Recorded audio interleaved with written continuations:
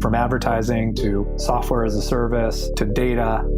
Across all of our programs and clients, we've seen a 55 to 65% open rate. Getting brands authentically integrated into content performs better than TV advertising. Typical lifespan of an article is about 24 to 36 hours. If we're reaching out to the right person with the right message and a clear call to action, then it's just a matter of timing. Welcome to the MarTech Podcast, and I Hear Everything production. In this podcast, you'll hear the stories of world-class marketers that use technology to drive business results and achieve career success. We'll unearth the real-world experiences of some of the brightest minds in the marketing and technology space so you can learn the tools, tips, and tricks they've learned along the way. Now here's the host of the MarTech Podcast, Benjamin Shapiro.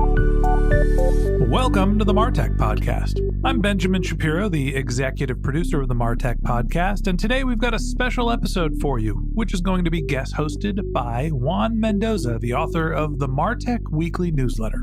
Juan is a recovering MarTech consultant turned creator who writes an amazing weekly newsletter about the MarTech industry. And I'm thrilled to invite him and some of his friends to take the mic and share their knowledge with you, our loyal MarTech Podcast listeners. All right, here's a special episode of the MarTech Podcast, guest hosted by Juan Mendoza, the author of the MarTech Weekly Newsletter. Hello, MarTechers. It's Juan Mendoza here again at the MarTech Podcast. I am the CEO and editor of the MarTech Weekly. Yesterday, Vishal Sood and I talked about automation versus creativity. Vishal is the head of product at Typeface, a new marketing technology platform that is helping marketers leverage generative AI in their creative process. But our topic today is shifting to something a little bit different. We're going to be talking about what is more important when it comes to personalization. What can we expect from personalization? What is important to marketers when they're embracing these new tools for content generation? So here is our second part of the conversation with Vishal Sood, the head of product at Typeface. Thanks for joining us again, Vishal. What a wonderful, fascinating conversation yesterday. Hi, Juan. Excited to be back and look forward to an equally exciting conversation today. So thank you. Well, let's dive right in because content personalization, everyone has been talking about personalization for a long time. In the marketing tech industry, every brand has some form of personalization strategy, whether it be emails or websites or apps or in advertising as well. But generative AI has an opportunity to upend a lot of that. What are some of the considerations you think marketers should keep in mind when implementing content personalization strategies with these new AI tools? If you look at this, I think at a high level, when you know something is resonating, you want to take it out on all the channels that you have access to. However, if you don't personalize it for each channel, and even further, some of these channels have multiple different audience segments, and then each channel resonates to different geographies very differently. So it's a very multi-dimensional problem, right? So we talk about the fact that you can create a content 0 to 1. Let's just say, as we talked about this podcast, but let's just say I put a YouTube video out there and that's really resonating with the audiences. Now, I want to capitalize on that video. That might be an hour-long video. And I want to put an email newsletter out of that. I want to put it on my website with a little bit of a summary from the video, capturing the key highlights. Then I want to send a blog post, and I want to also maybe use some aspects of that in a LinkedIn ad campaign that I want to run, right? So if you look at this problem, it is a 2-hour-long video. Imagine the amount of time it will take somebody to go just watch that video and then grab the transcript from it and then go ahead and kind of articulate in all these segments. And each of these segments may further have optimization for audiences. So it just becomes a 0 to 1 content becomes 1 to 100 really fast. And it just becomes, if you don't personalize it, then you basically don't capitalize on the maximum benefit from that thing, right? So that's, I think, the thing to keep in mind is there are tools like Gen AI, which can really help you with that now, which is if you kind of are able to articulate your brand voice per channel, if you're able to kind of bring your audience data in, these tools can help you get to this kind of scale content, 1 to 100x is what we call it, very fast. And then your job becomes essentially to quickly do a review of this, make sure it's representing what you wanted it to represent. And then it becomes a much, much more manageable effort versus having to write all those copies yourself. So the aspect of personalization is really interesting with generative AI because increasingly marketers want to personalize content and make it relevant to each specific segment. And often the challenge, the bottleneck there is knowing exactly what to personalize. Can generative AI help with that strategic component of what marketers should be personalizing for their customers? Or is this more of an execution type tool where you already know what you want to personalize and the generative AI tool will assist that and help automate it? I think it's a little bit of both. So, and I'll explain what that means. So, if you look at it, usually your customers and how they're responding to your content, what they are responding to is usually in some kind of an analytics system that you already might have. And some other information about who the customer is probably there in some kind of a CDP system, right? That's one aspect of it, which is about the actual audiences that are going to come to you, various channels that you have. Then there is some channel specific domain understanding, like what kind of resonates on Instagram versus what resonates in an ad.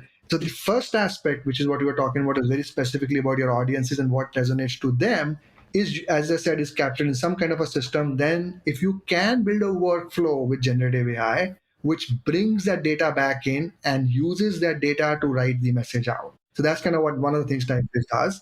That helps you actually do personalization at scale at that level. But then on top of that, if you just did that, that's not enough, because the kind of messaging people expect on Instagram is different than Twitter, or X is different than an email. So then you layer in the foundational knowledge that some of these LLM systems have of what works well on each of these platforms. And on top of that, even that's not enough. On top of that, your brand likes to talk in a certain way on those channels, right? I might be very quirky on a social channel, but I might be very serious on my website and very professional there. So bringing all of these dimensions together into a workflow and then applying these unique data sets and these unique attributes and then creating content. And after that, it becomes an execution problem. But till then, it's very much a content problem, and creating the content that you know will represent you and will work well for a particular channel or an audience. I guess for us, it's great to talk about the opportunities and the potential of doing personalization with generative AI. But can you walk us through a case study or a customer example where you've really seen brands really take a hold of this? And I know that it is perhaps challenging to do that because it's so new, a lot of this stuff. Even Typeface just launched back in February. But can you walk us through what you're seeing, just some early use cases of what a star customer is actually doing? I can walk you through a few use cases that we have seen already starting to gain a lot of traction. So one of them is one of our customers actually does a lot of podcasts, believe it or not. I know we are on a podcast right now, but they do it with the key leaders, and this is an HR company, and they actually put a lot of content out there, and their content resonates really, really well. And what they haven't been able to do so far, just because it's been really hard and nobody has enough resources ever, they've not been able to utilize this content to generate ancillary content. So now they are using, we have a template called Vimeo Blend. All their podcasts are on Vimeo. So you can take a Vimeo podcast and rewrite it into anything you want. And you can apply brand. So they've been using that to send email newsletters and driving even more traffic to their website with that. And they're getting a lot of success with that. And really without having to add incremental investments on top of what they already have on their team, right? So that's kind of one use case which we have seen be quite successful. The other use case I'll tell you is about a large electronics company. I think we talked about them briefly in the last podcast. But for them, it's a question of reaching different geographies. So there is a geo personalization. So their images, if you are reaching an audience in India, you want to talk about the regional context, like their festivals, because they don't have Thanksgiving, they have Diwali. How do you kind of take existing images and just kind of swap out the backgrounds and do other kind of stuff to reach a very particular set of audiences, and they are getting traction with that kind of stuff. Email is resonating pretty clearly with people. Like, I think the one use case for email that is resonating quite a bit is, I know people do A/B testing today, right? You put an A out there and a B out there, then you see, oh, A works better, and then you start scaling A and send more of A. But I think generative AI actually allows you to do a lot more, right? You can not only know that A is working better, you can also try to understand why A is working better, because now you very first time you understand the anatomy of the content. You know what's in the image, you know what the prompt was used to create it. And now if you bring that data back in, now you can start proactively creating content that you know will work better. And you can always keep improving content based on a feedback loop, right? That is a use case. That is kind of what the world is up to moving towards. And we see a lot of excitement around that. That's something that has not been fully applied yet because it's a little bit of work needed to get that going. But that's something where we see a lot of very interesting innovation, and what generative AI can really, really help go from A/B testing to A, B, C, D, E, F testing, just constant testing. So that's another thing that we are seeing a lot of, resonating a lot with our customers. Those are just some examples. There are quite a few more we can talk through, but hopefully it gives you an idea. Yeah, it definitely does give a flavor of what you could do and what marketers are trying to achieve with the technology.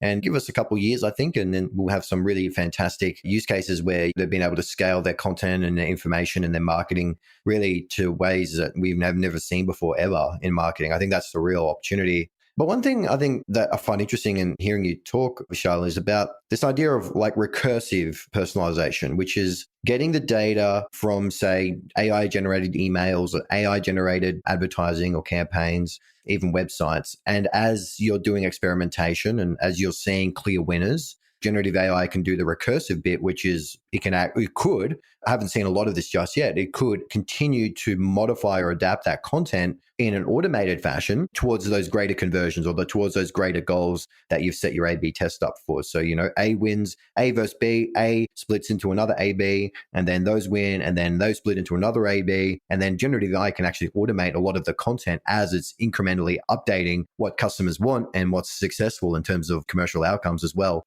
Are you seeing much of that? Is that the right concept, recursive personalization for generative AI, or am I totally off the track and just speaking nonsense? No, actually, you said it way better than I said it in the first go, so that's awesome. I think there is a lot of promise in this area. That's why I also left the last sentence by saying that this is where the world is going towards, and it's going to go there. It's not only just AI generated content. Like once again, we talked about in the last episode the brand loop and the velocity loop. But if you look at it, you already have campaigns out there. You already have data from those campaigns. We can even use that to proactively create content that is a higher likelihood of success. So even your first bit of A and B can actually be good from the get-go, right? So if you kind of close the loop on this kind of a stuff. So to me, yes, you're right. This requires a lot of orchestration at various different levels. This requires this key focus area for us at Typeface right now, because the experiences you need generally today, and I think you will agree with this, generally AI is not at a point where you can just blindly trust AI and put content out there from a pure automation perspective. We talked a little bit about it yesterday.